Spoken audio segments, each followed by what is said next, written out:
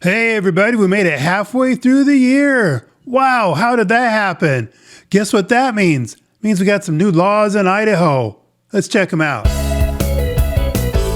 Hey everybody, Dave Edwards, Treasure Valley Dave here. You know your great real estate agent by your side when it comes time to buy a home, sell a home, or relocate to the Treasure Valley. And in any of those cases, but maybe particularly if you're going to relocate up here from someplace else, you want to know what the laws are. Well, we have some new ones that go into effect today, July 1st, and I just want to kind of give you a quick rundown of what those are. So our friends over here at 107.9 Light FM put together a pretty concise list of some of the laws that you're going to find interesting. So let's check those out. 7 important new Idaho laws that start in July. Privacy for women. Yes, there's some things that we just need to leave mysterious. What this does, it was a House Bill 264, protecting the privacy of women. This means that in certain types of public facilities like state-run schools, colleges, domestic violence shelters, and jails, you guys might need to know about that in case you're going to relocate to jail. Clearly labeled shared areas like restrooms, locker rooms, and sleeping areas, male only or female only. So that's kind of, well, it could be handy, right? Let's see what other laws. Uniform controlled substances. Hey, look, they got a pretty little leaf on there. What is that? Poison ivy? Under this bill, it means the state will more clearly enforce and expand punishments for a lot of different drug offenses. Uh-oh. You guys in California, Oregon, you might want to pay attention to this. If this is your recreation, maybe you stay where you are. I'm not sure, because those include making, selling, possessing, counterfeiting, illegal drugs. Penalties range from misdemeanors and small fines to life in prison. Holy guacamole, that could be a long time. Driver's licenses and permits. Maybe somebody needs to know about this. If you've got a new driver in the family and they have a little more flexibility starting July 1st, they can get their instruction permits, and they'll be good for a full 365 days. That sounds pretty much like a year, as opposed to 6 months in the old days. So that will give someone a lot of opportunities to test driving, like through snow, through the summer heat. Actually, that one's not too hard. Snow, I think, yeah, a little bit of practice would be good. Cursive handwriting. You remember that? For us old people, that was kind of like our secret language, right? And then all those educated experts came by and said, no, you don't need to teach your kids that. Well, in Idaho, that's changed. So now you have to, in school, July 1st, this change will automatically kick in at the beginning of the school year under the new Idaho law. Idaho schools are required to teach cursive by the time the student reaches 3rd grade. And if they're not proficient by 5th grade, well, guess what? They need to get proficient. That's just how it is. UTV, what channel is that? Oh, that's one of these little side-by-side things. Okay, so what is this about? Minors under the age of 18 will no longer be required to wear a helmet on a UTV if the UTV has a roll cage and seat belts.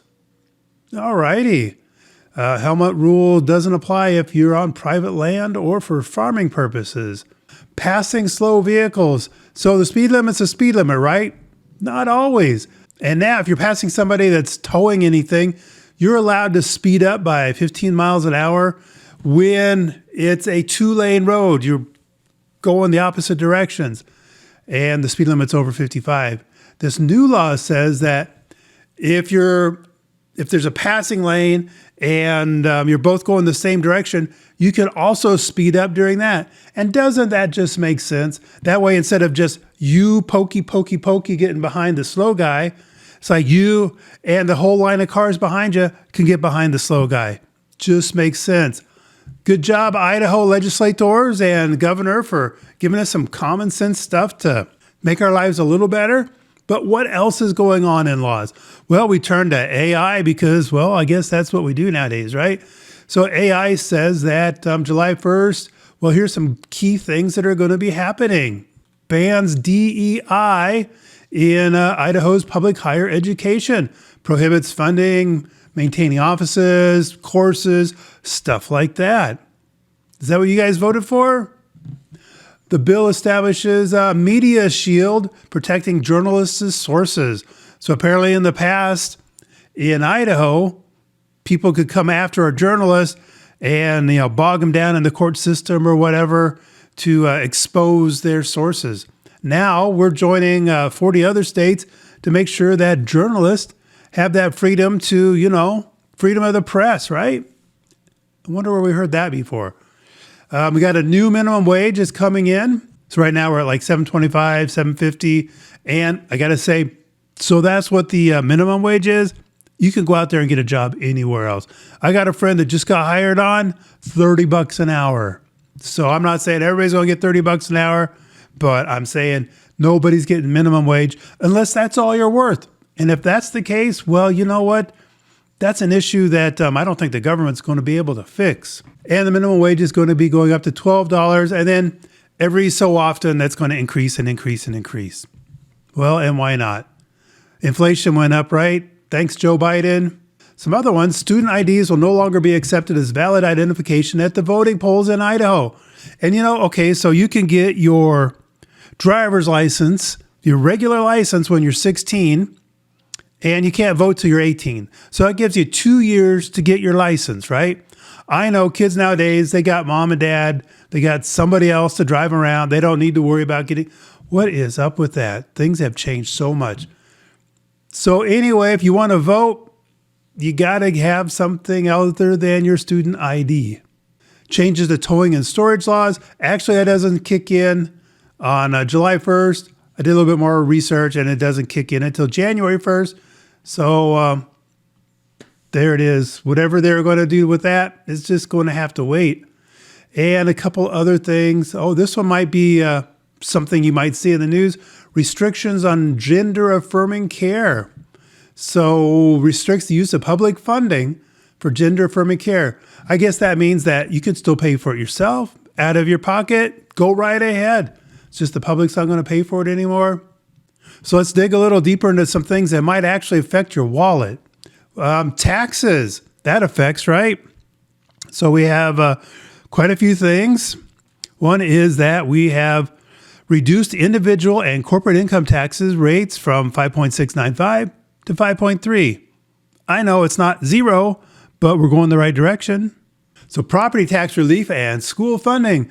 So what this does is it's supposed to help pay off some of the bonds that schools already have out and pick up the slack from the general fund so we don't have to pay as much out of our own personal property taxes.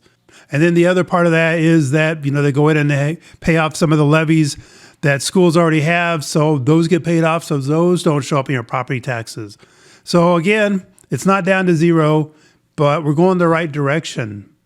Oh, and we hadn't talked about this, that schools have to teach kids the birds and the bees, and in a kind of the regular way that you were probably taught way back in the old days.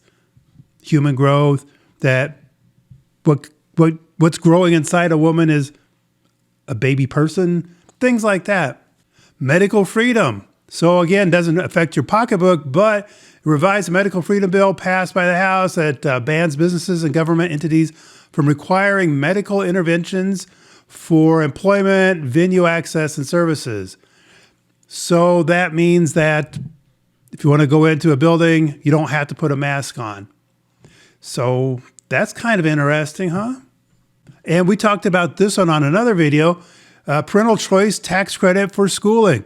So you can apply for this program. They're starting this year. And I'm imagining that, the program started off somewhat small, only $50 million. But if it becomes popular, I could just see this growing. So make sure that if you like what's going on, tell your legislator and give them some input. But this is several $1,000s that you as a parent can get to put towards your child's education, whether that's in a private school for tuition, other supplies, or a church school, or even homeschool. So that could be several $1,000s that could make the difference of letting your kid go to where they will best flourish and get the best educational experience. and a bill about library complaints. You know, if you're a parent and you see something that you don't think is right in the library, gives you an avenue of perhaps taking it out. But now back to your wallet, something near and dear to my heart, right? No, I'm not Scrooge McDuck. But anyway, so we were talking about tax rate reductions, individual and corporate. This is interesting. I think we need to learn more about this. Military pensions expanded the income tax exemption for military pensions. And if you are a vet, thank you so much. It's time that you get recognized, right? Also, did you know that we have one of the country's best VA hospitals right over here in Boise, and we have this fabulous brand new clinic, VA clinic, over in Caldwell. So if you are a vet and you use the VA, come on up. We got you covered with that. And they're also letting you keep more of your own money. What could go wrong? Gold bullion eliminated the capital gains taxes on gold bullion. I don't know exactly what that's going to mean, but if you do, please go ahead and leave a comment down below. And this one is something that everybody's always talking about. Does it have that big of an effect? Probably not, but it sure makes a lot of good talking points for the talking heads in the media, and that would be the Idaho grocery tax. Yes, we tax groceries up here, but every year there's a tax credit. Whether you need to file or not, you can still get that credit back. And it had been something like $120 per person in your household. So it's like you got two people, that's, you know, $240. But anyway, so now it's been bumped up to a $155 tax credit. And I think it's on a sliding scale if you haven't been here the entire year. But if you've been here the entire year, you get the $155. So that's helpful, right?